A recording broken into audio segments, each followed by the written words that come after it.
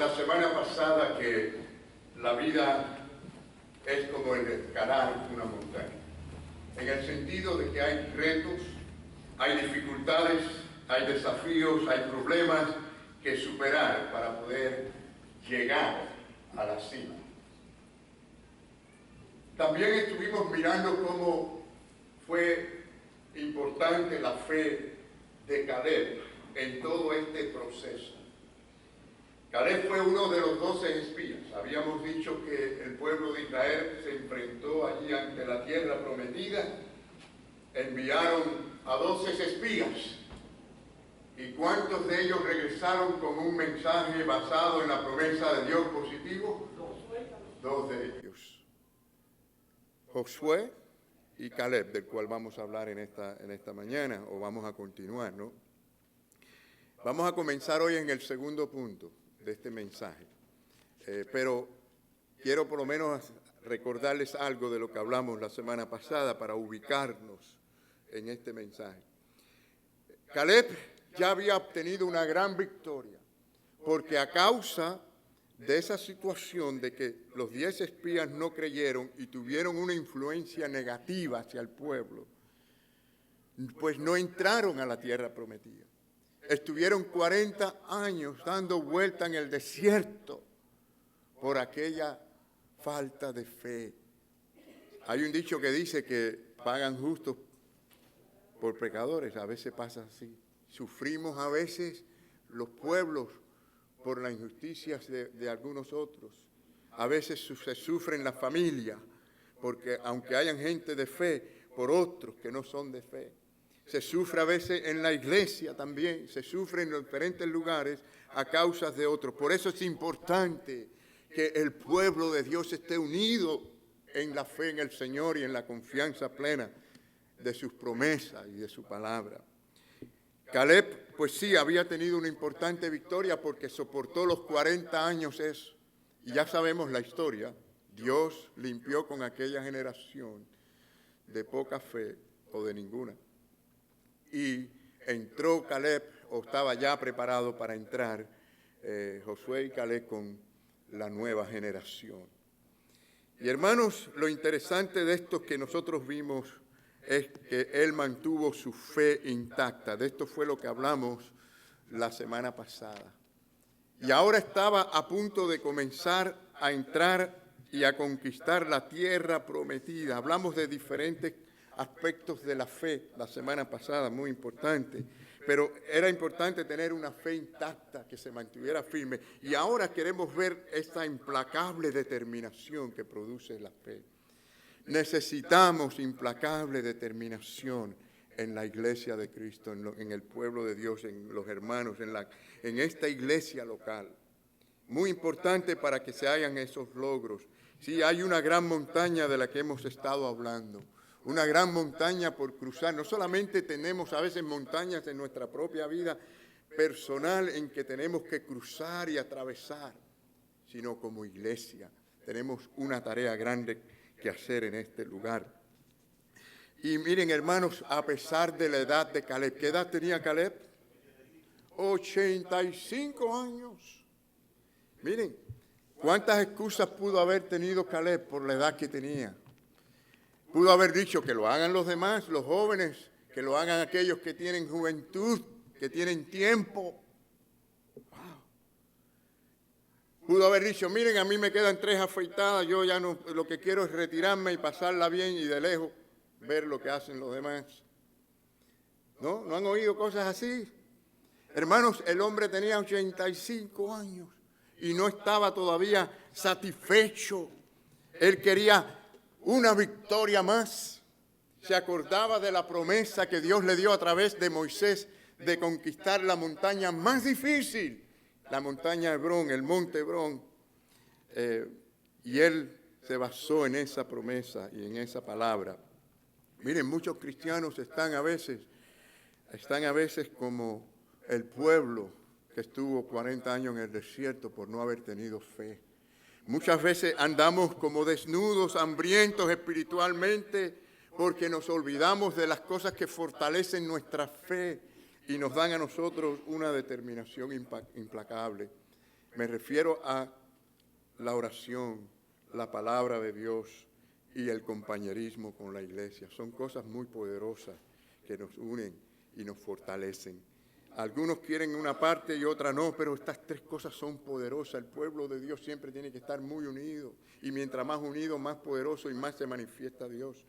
Estas cosas funcionan, hermanos, verdaderamente cuando no son simplemente una obligación. Yo sé que las obligaciones son importantes, ¿no? ¿Cuánto vamos a trabajar y sabemos que es una obligación? Una obligación ir al trabajo, ¿verdad? Y a veces nos levantamos el lunes, ay, tengo que ir a trabajar, ¿no?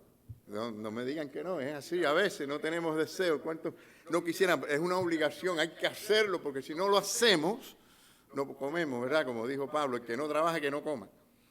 Es una necesidad. Pero ¿saben qué diferencia cuando vamos al trabajo pensando que es algo que Dios nos ha dado a nosotros para que por medio de eso le agrademos a Él? ¡Ay, cómo cambia la actitud de uno al ir al trabajo, ¿verdad? Entonces, hermanos, no se puede hacer solo por una obligación las cosas de Dios, sino por una fe que sabemos que trabaja, que es verdadero y que es parte de todo lo que Dios quiere que hagamos nosotros. Así que no es tampoco una fe emocional. La fe no es algo, puede traer emociones. No es un asunto intelectual solamente, aunque la fe requiere el intelecto y el conocimiento. Pero es una fe que produce la verdadera pasión y amor por las cosas de Dios. Entonces las promesas de Dios son basadas, por supuesto, hermano, no en cualquier idea, no en cualquier sentimiento. La fe en Dios es basada en la misma palabra de Dios, en las promesas. Eso quiere decir que no podemos tener fe en Dios en una porción de la Biblia, sino en toda la palabra de Dios. ¿No es así? ¿No es así, hermanos? No podemos decir, yo creo este pasaje porque mira qué mensaje más qué positivo es, ¿verdad? Nos gustan esos mensajes. Yo a veces escucho estos mensajes que la gente se manda y incluyen mucho estos mensajes que tienen versículos que tienen partes muy positivas, ¿verdad? Todas las cosas os ayudan a bien a los que a Dios aman. Amén, qué bueno, ¿verdad? Pero también hay partes de la palabra de Dios que exige obediencia, amor a Dios. Decir que queremos una cosa sin la otra es como decir, quiero la bendición de Dios, pero no quiero servir, no quiero amar a Dios. Y la palabra de Dios es una totalidad que debemos recibir completa para nosotros. ¿Qué parte de tu vida está en estos momentos flaqueando o dejando una de estas cosas? Dios nos habla para que nosotros nos analicemos delante de Él. No estamos aquí realmente, hermanos, para recibir un mensajito bonito, sino para recibir qué es lo que Dios quiere con mi vida, qué es lo que el Señor quiere que yo haga, qué parte de mi vida necesita realmente que yo crea en Él, qué parte de mi vida necesita esa fe plena en su palabra. Caleb tuvo una implacable determinación por su fe. Y todas las determinaciones que se basen en la palabra de Dios son buenas, ¿sí o no? Quiero darle aquí un ejemplo. Miren, en 1 Corintios 15, 58, es una determinación que nos manda la palabra a tener, ¿no? Dice, así que, hermanos míos, amados, ¿qué dice? ¿Está qué? No lo vemos acá todavía, ¿no? Está en 1 Corintios 15, 58, ¿no? Porque no hay, parece que se perdió la conexión. Sí, eso es algo que tenemos que ver cómo arreglar, ¿no? Pero miren, 1 Corintios, vamos a la antigua, ¿no? Vamos a buscar en la Biblia. 1 Corintios 15, 58. Y claro que hoy en día tenemos los celulares, es muy fácil buscar rápidamente la Biblia también. Así que 1 Corintios 15, 58. Nos dice la palabra, estad firmes. ¿Y qué más dice? Constantes. Hermano, hay que estar firmes y constantes. Bueno, si la palabra de Dios me dice que yo esté firme y que sea constante, yo no puedo estar fluctuando, ni en mi relación con Dios, ni en mi relación con la iglesia, ni en mi relación con servir al Señor. Debo ser firme y debo ser constante. A veces que no hay constancia y falta de constancia afecta de una manera o de otra negativamente. Necesitamos ser firmes y constantes. Y si no lo somos, hermanos, simplemente pidámosle a Dios que nos ayude. El Señor quiere que seamos firmes y constantes. Y dice, ¿creciendo en qué? ¿Creciendo en qué, hermanos? Dice aquí. Aquí no dice creciendo nada más en conocimiento. Aquí no dice creciendo en riquezas materiales. Aquí dice creciendo dentro de, siendo parte de la obra del Señor. ¿Cuántos decimos amén? Los veo muy calladitos.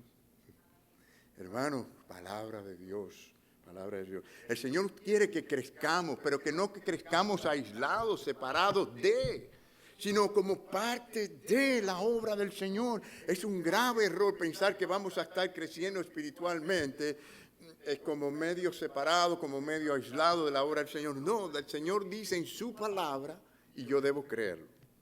Si Él lo dice, yo debo creerlo. Que yo debo crecer, pero tengo que crecer en la obra del Señor. ¿Cómo crezco en la obra del Señor? Hermano, orando, preocupado unos por otros, viniendo, asistiendo a la obra del Señor, ayudando a algún ministerio, desarrollando mis dones y mis talentos. Es decir, todo esto que tiene que ver con la obra del Señor siempre, ¿verdad? Y también dice, sabiendo que, esto es muy importante, dice la palabra, sabiendo que no es que vuestro trabajo en el Señor no es en vano. Es decir, no se preocupen que no van a perder un fruto. Esto es como sembrar semillas para la eternidad. Y muchas de estas cosas o bendiciones las vamos a recibir aquí. Pero miren qué bonito saber que ahora yo puedo trabajar por el Señor, ser firme, ser fiel, y que no va a ser en vano. Miren, en este mundo trabajamos mucho. Hay muchas cosas que se hacen que de todas maneras se van a perder. ¿Sí o no? La gente trabaja mucho aquí. Y es cierto que es necesario trabajar para alimentar a la familia, para tener algunas cosas que necesitamos. Pero todo lo que es material lo vamos a dejar acá. Ahora, miren qué bonito saber que no hay una cosa, no hay una palabra, no hay un hecho, no hay una acción, no hay una oración que sea para la obra del Señor, en la obra del Señor, que se pierda, que sea en vano. Qué bueno saber eso, hermano, qué bueno saber eso. Gloria al Señor por eso, ¿verdad? Que no será en vano. ¿Saben? Cuando Pablo dijo esto, yo quiero decirle lo que había detrás de por qué él dijo o habló esto o antes de lo que él dijo antes, ¿no? Es decir, de los versículos 51 al 57. Él está hablando en esa porción de la Biblia. En esa porción está hablando a los hermanos de que nosotros algún día seremos transformados cuando Cristo venga por su iglesia. Si estamos aquí, los que han muerto van a ser resucitados con un cuerpo nuevo, van a venir con el Señor, están con el Señor en su forma espiritual, con sus almas, y vienen a recibir un cuerpo glorificado, así parecido al que teníamos acá. Pero los que estemos vivos vamos a ser transformados. Ahora, ¿por qué él está hablando de todo este poder y de toda esta victoria para ahora decirnos, estén firmes, sean constantes? Claro, porque también habían algunos allí que no estaban siendo muy firmes, no estaban siendo muy constantes, pero le está diciendo, hay que ser firme, hay que ser constante y hay que crecer en la obra del Señor.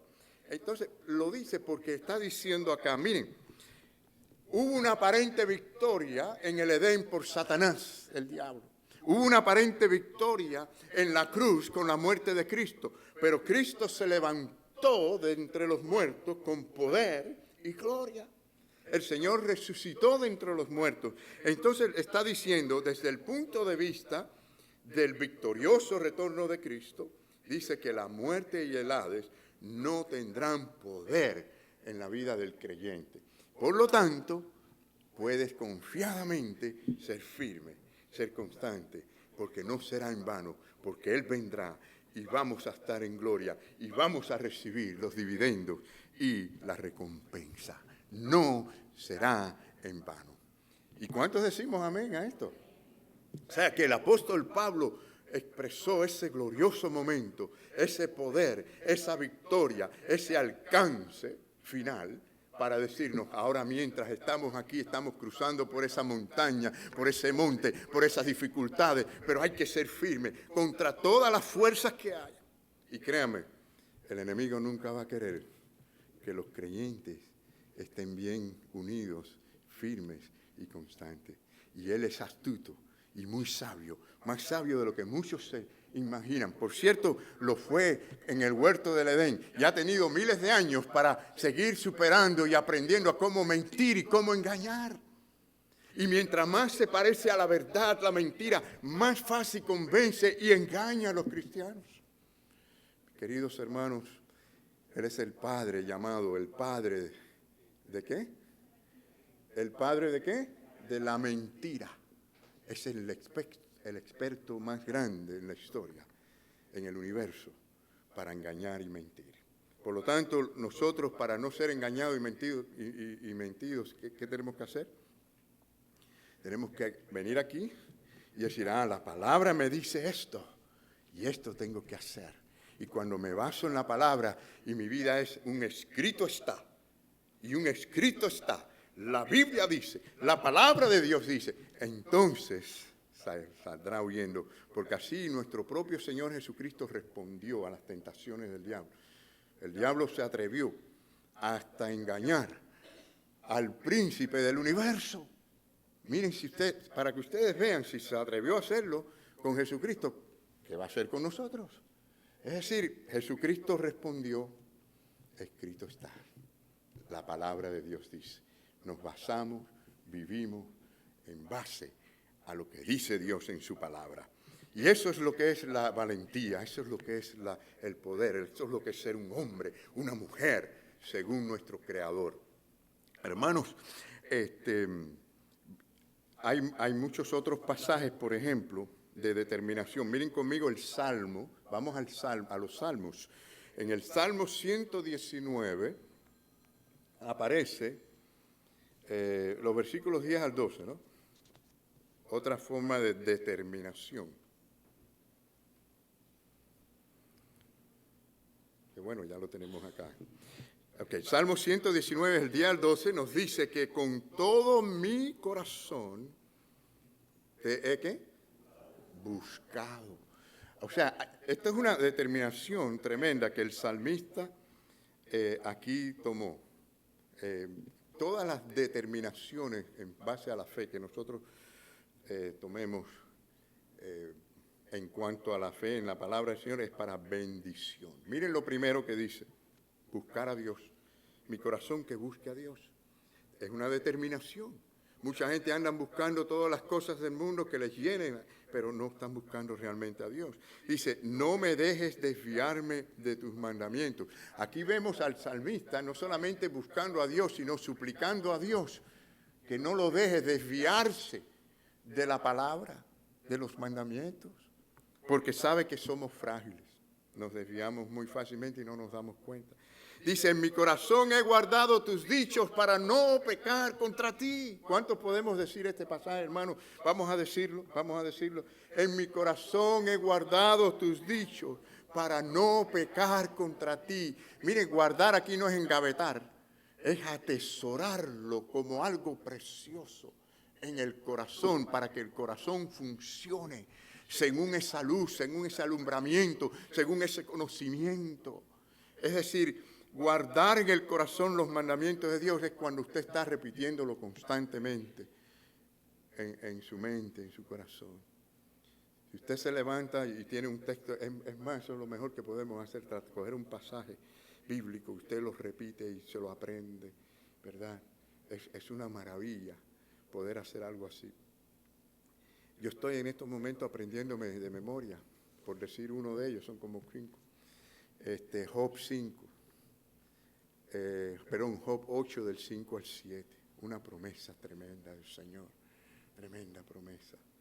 Si tú de mañana buscares a Dios y buscares y rogares al Todopoderoso, si fueres limpio y recto, ciertamente se despertará por ti y hará próspera la morada de tu justicia. Y aunque tu principio sea pequeño, tu postrer estado será muy grande. Si nos basamos en promesas de Dios, el Señor nos bendice, hermano. agarre los pasajes bíblicos y repítalo y clame al Señor y que sea una realidad en su corazón y en su mente. Los cristianos no podemos vivir una vida así floja en eso. Tenemos que estar siempre enamorados de la palabra del Señor. En mi corazón he guardado. Eso es como que es algo precioso que yo lo deseo, que mi corazón lo necesita, que lo quiero recibir, que lo quiero tener, que lo quiero para mi vida, para no pecar contra ti. Ahora fíjense en este detalle. Al decir para no pecar contra ti, yo noto que enseguida hay una alabanza al Señor. Dice, bendito tú, bendito tú. Hermanos, ¿de qué vale tantas alabanzas si nuestro corazón está sucio y no estamos bien con el Señor? Si hay pecado, tenemos que limpiarnos delante de Dios. Esto del no pecar contra ti debe producir toda la bendición en nuestra vida para alabanza y glorificación a Dios. Ahora, oh Jehová, y miren este detalle, hermanos, por si acaso me desvío un poco, Señor, enséñame tus estatutos. Enséñame, Señor. Enséñame. Lo necesito. ¿Cuántos decimos amén a esto? Hermanos, simplemente les quiero dar ideas de compromiso, de lo que estamos hablando, de una implacable determinación. Necesitamos tener una determinación por cosas que de verdad tienen valor e importancia. Miren, hay una historia en la Biblia que ustedes conocen, de un joven rico que vino corriendo a Jesús buscando vida eterna. Señor, ¿qué tengo que hacer para ser salvo? El Señor, entendiendo cuál era el tesoro de su corazón, le dijo, vende todo lo que tiene y dárselo a los pobres, entonces ven y sigue. Aquello fue demasiado para él. Él no pudo tener una determinación en su corazón por seguir a Cristo verdaderamente, porque no podía sacar de su corazón aquello que era su tesoro. Hermanos, lo que tenemos en el corazón, ese es nuestro tesoro. Si usted tiene en su corazón la palabra de Dios, ese es el tesoro suyo y según eso usted va a vivir. Miren, otra determinación en el Salmo 101. En el Salmo 101 dice, misericordia y juicio cantaré. Aquí hay una determinación de alabar a Dios, de cantar al Señor, ¿verdad? Dice, entenderé el camino de la perfección. Esto significa, Señor, yo quiero tener discernimiento de tu palabra para poder proceder, para poder... Esta perfección no quiere decir que seamos perfectos como Dios, sino es madurez, crecimiento. Y dice, en la integridad de mi corazón andaré. No pondré delante de mis ojos cosa injusta. Miren, habla de cantar a Dios, habla de estudiar, habla de santidad, habla de pureza moral. Estas son las partes también de la Biblia que tenemos que agarrar, que a lo mejor a alguna gente no le suena muy positivo, porque requiere o hay una exigencia, hay un compromiso, pero el Señor lo dice en su palabra para derramar sus bendiciones. Ahora, tenemos que terminar y antes de decir que, vamos a compartir otro versículo bíblico, pero quiero decir es que nada bueno es fácil. O sea, las cosas que son de gran importancia en la vida no son fáciles. Nadie dice que es fácil, por ejemplo, hablarles a otro de Cristo, venir hasta acá y trabajar el área. Estas son montañas que hay que cruzar, son difíciles, algunos por la distancia, otros por otro motivo, por lo que sea. Pero hay un gran trabajo y una gran obra. Fíjense que algo que nos debe llamar la atención, que Caleb no buscó la parte fácil para él solo acomodarse y recibir. Buscó la más difícil, la que nadie quiere hacer. Esa es la que él buscó. Señor, dame a esta montaña, Hebrón, que era la que más enemigos y los enemigos más fuertes que existían. Un hombre de 85 años dijo, aquí estoy para pelear y para guiar a esta gente que me van a ayudar a entrar y pelear contra estos enemigos. ¿Qué les parece, hermanos? A veces no nos damos cuenta que esa obra que es difícil es precisamente la más gloriosa, la que quizás no sea la que uno al mirarlo es la que nos va a dar los ciertos beneficios, pero es la que Dios quiere que nosotros hagamos. Y miren, nadie dice que es fácil tener paciencia, hermanos. Nadie dice que es fácil soportar cuando algo es difícil y duele. Nadie dice que es fácil perdonar. Pero todo esto es posible, como dice la palabra, todo lo puedo en Cristo, que me fortalece. ¿Qué es lo que todo usted puede en Cristo? Toda la obediencia a la palabra de Dios lo podemos en Cristo. La gente sacan de contexto ese versículo, la gente quiere usarlo para hacer lo que ellos quieran y todo lo puedo hacer. No, es todo lo que es el obedecer la voluntad del Señor. Recuérdense que lo más importante que Cristo señaló para él era la voluntad de su Padre. Y realmente estamos aquí no para hacer nuestra voluntad, estamos aquí para hacer la voluntad del Señor en nuestra vida. Miren, otro pasaje que quiero compartir con ustedes en 2 Timoteo que dice, tú pues sufres penalidades como buen soldado de Cristo. Ninguno que milita se enreda en los negocios de la vida a fin de agradar a aquel que lo tomó por soldado. Y también el que lucha como atleta no es coronado, sino lucha legítimamente. Y el labrador, para participar de los frutos, debe trabajar primero. Considera lo que digo, y el Señor te dé entendimiento en todo. Miren los ejemplos que él usó: soldado, atleta, labrador. Todos ellos tienen que trabajar duro para poder tener el fin que ellos quieren. Hermanos, termino con decirles que 1 Timoteo 6:12 dice, pelea la buena batalla de la fe. Hermano, que estás aquí, el Señor te dice hoy, levántate, pelea la buena batalla de fe. No te quedes en los laureles, no te quedes allí tranquilo esperando que todas las demás cosas pasen. Quizás tienes que reorganizar tus prioridades. Yo las he tenido que hacer también y la estamos haciendo. Pero hermanos, vale la pena, vale la pena. Siempre hay una batalla por pelear, siempre hay una por ganar y una montaña por conquistar. Digamos todos hoy, Señor, dame esa montaña. Amén.